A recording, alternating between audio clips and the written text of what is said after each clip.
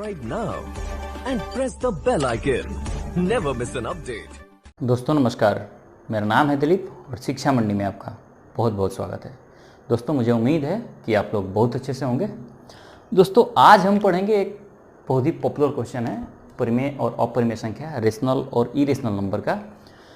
वो हम प्रूफ करेंगे आज कि √2 एक अपरिमेय संख्या कैसे है, इसको हम जानेंगे, जो एक काफ़ी पॉपुलर क्वेश्चन है।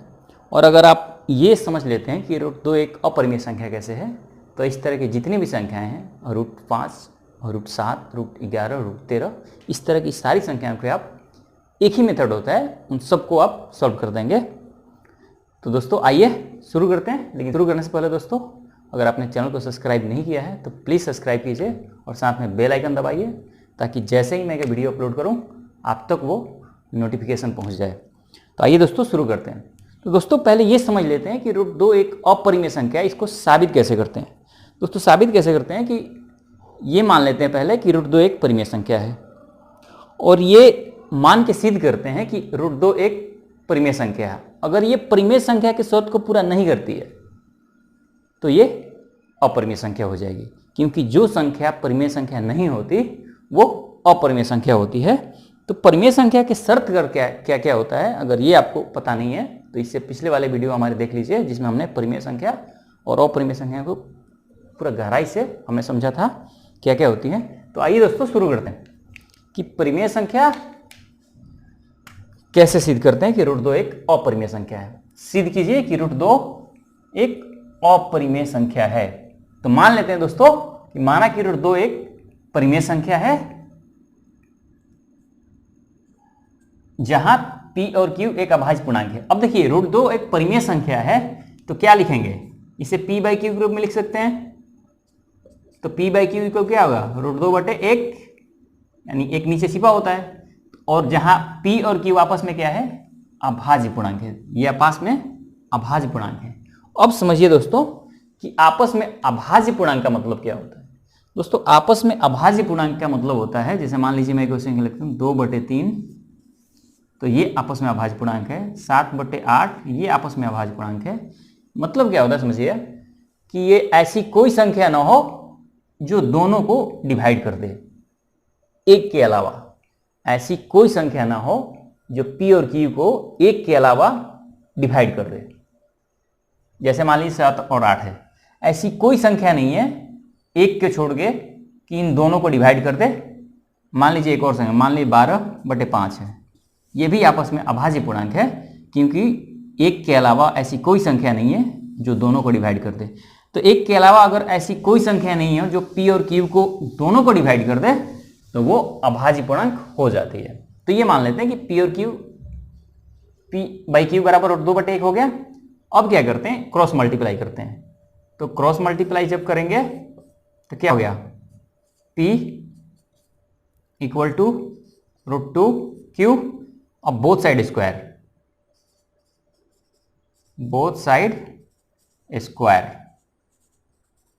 अब बोथ साइड जब स्क्वायर करेंगे तो क्या होगा, p² = 2 × q²। अब p² ये इधर गुणा है तो इधर आके भागा q²। इसको मान लेते हैं समीकरण 1, और इसको भी ध्यान रखिएगा। अब ये समीकरण 1 मान लेते हैं। तो यहां देखिए, चूंकि p² 2 से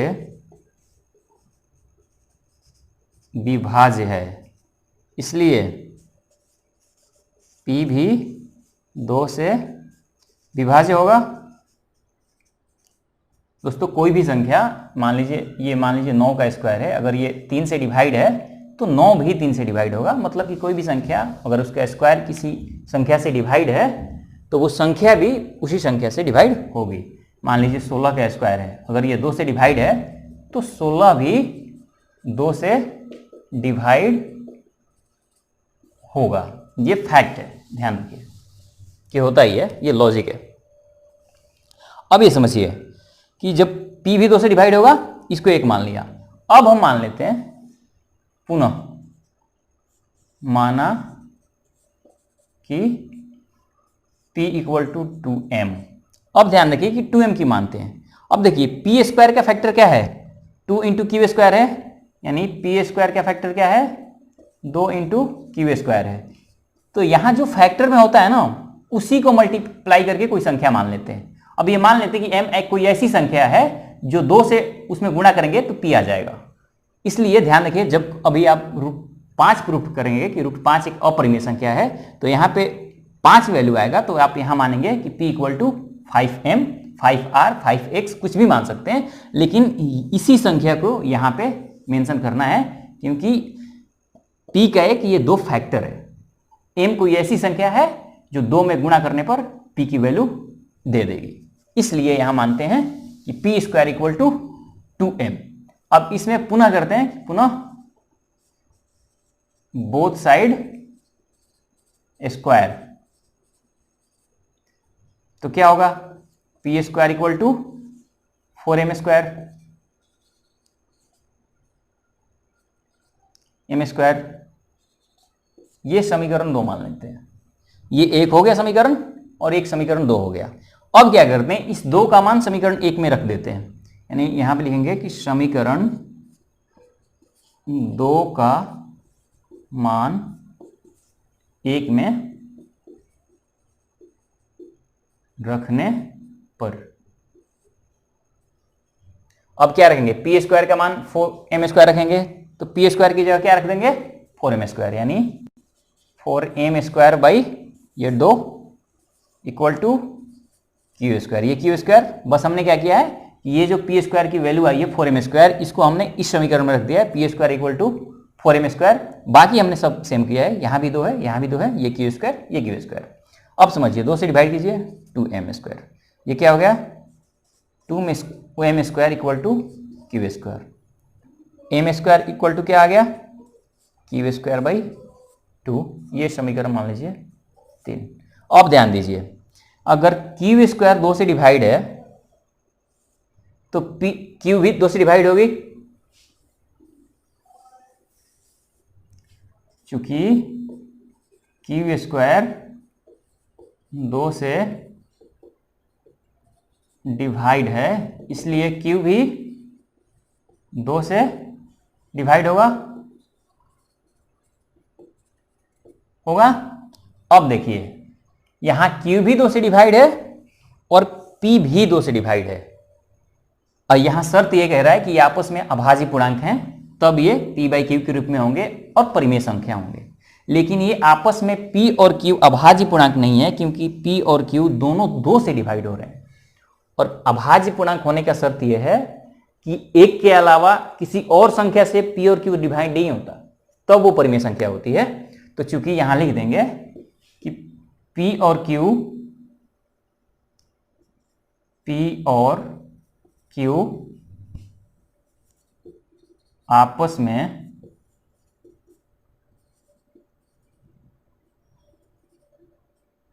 अभाज्य पूर्णांक नहीं है, इसलिए P और Q क्या है, P बाई Q एक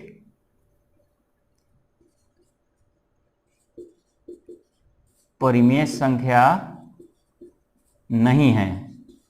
अब परिमेय संख्या नहीं है तो क्या है, P और Q अपरिमेय संख्या है। P और Q परिमेय संख्या नहीं है। क्यों परिमेय संख्या नहीं है, क्योंकि P और Q अभाज्य पूर्णांक होता है, जबकि हमने देखा कि Q भी 2 से डिवाइड हो रहा है और P भी 2 से डिवाइड हो रहा है, और P और Q अगर 2 से डिवाइड हो रहा है नो, इसका मतलब कि P और Q आपस में अभाज्य पूर्णांक नहीं है, और अगर आपस में अभाज्य पूर्णांक नहीं है तो इसका मतलब कि ये परिमेय संख्या नहीं है, क्योंकि परिमेय संख्या होने का शर्त होता है कि P और Q आपस में अभाज्य पूर्णांक होना चाहिए। और P और Q हमने क्या माना है कि P और Q √2/1 है, तो इससे प्रूफ होता है कि √2 एक परिमेय संख्या नहीं है। और जब √2 एक परिमेय संख्या नहीं है, तो जो संख्या परिमेय संख्या नहीं होती वो क्या होती है, अपरिमेय संख्या होती है। दोस्तों ये था इसका कंक्लूजन। सेम इसी मेथड से आप √5, √7, √11 जितनी भी संख्याओं का निकालना चाहें सेम उसी तरह से करेंगे। एक बार अगर मैं रिपीट करूं तो इसको P बाई Q के रूप में लिखना है और क्रॉस मल्टीप्लाई कर देना है। तो P इक्वल टू क्या आ गया, P में 1 से मल्टीप्लाई P और √2 में Q से √2Q। अब क्या करेंगे, बोथ साइड स्क्वायर कर देंगे। P square equal to 2q²। अब 2 यहाँ मल्टीप्लाई है तो इधर आके डिवाइड हो गया, p²/2 इक्वल टू q² हो गया। अब चूंकि p² 2 से डिवाइड है, कोई भी संख्या अगर उसका स्क्वायर किसी संख्या से डिवाइड है तो वो संख्या भी वो नीचे वाली संख्या से डिवाइड होती है। p² 2 से डिवाइड है तो p भी 2 से डिवाइड होगा। अब मान लेते हैं, तो चूंकि अब पुनः मान लिया कि p इक्वल टू 2m। अब 2 क्यों लेते हैं? क्योंकि ध्यान रखिए कि यहाँ जो p² है इसका एक 2 फैक्टर है, यानी 2 एक गुणनखंड है। तो ऐसा मान लेते हैं कि यहाँ m एक ऐसी संख्या है जो 2 में गुणा करने पे p की वैल्यू दे देगी, इसलिए जो भी इसका फैक्टर होता है उसी को मानेंगे। अगर आप √5 प्रूफ करेंगे तो यहाँ पे 5 आएगा, तो यहाँ पे p इक्वल टू 5m मानेंगे। अगर √7 प्रूफ कर रहे हैं तो ध्यान रखिएगा यहाँ p इक्वल टू 7m लेंगे। तो ये फैक्टर वाली चीज को यहाँ मानते हैं, और यहाँ कुछ भी ले सकते हैं, m की जगह r ले सकते हैं, x ले सकते हैं, y ले सकते हैं, हमने m माना हुआ है। इसको p² फिर कर दिया हमने, बोथ साइड स्क्वायर कर दिया, p² इक्वल टू 4m²। इसको हमने दूसरा समीकरण मान लिया। अब समीकरण 2 का मान हमने एक समीकरण में दिया, यानी p² का मान जो 4m² है हमने इस यहाँ पे पुट कर दिया। तो क्या आ गया? 4m²/2 equal to q²। अब यहाँ 4 को 2 से डिवाइड किया, 2m² equal to q², m² equal to आ गया q²/2, यानी ये सीधा ये वाला फॉर्म में आ गया। तो q² 2 से डिवाइड है तो q भी 2 से डिवाइड होगा, q भी 2 से डिवाइड हो रहा है, p भी 2 से डिवाइड हो रहा है, q भी 2 से डिवाइड हो रहा है। इसका मतलब p और q आपस में अभाज्य पूर्णांक होने के शर्त पूरा नहीं करते।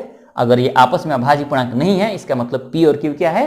परिमेय संख्या नहीं है। अगर परिमेय संख्या नहीं है तो एक अपरिमेय संख्या है, और अपरिमेय संख्या अगर p और q है, इसका मतलब कि √2 भी एक अपरिमेय संख्या है, परिमेय संख्या नहीं है। तो दोस्तों उम्मीद करता हूं कि आपको यह समझ आ गया होगा कि √2 एक अपरिमेय संख्या कैसे है। आप कमेंट्स में बताइएगा अगर आपको अच्छा लगा तो, और चैनल को सब्सक्राइब कर लीजिएगा। अगर ये पसंद आया तो लाइक कीजिएगा। मिलते हैं दोस्तों अगले वीडियो में, तब तक के लिए नमस्कार।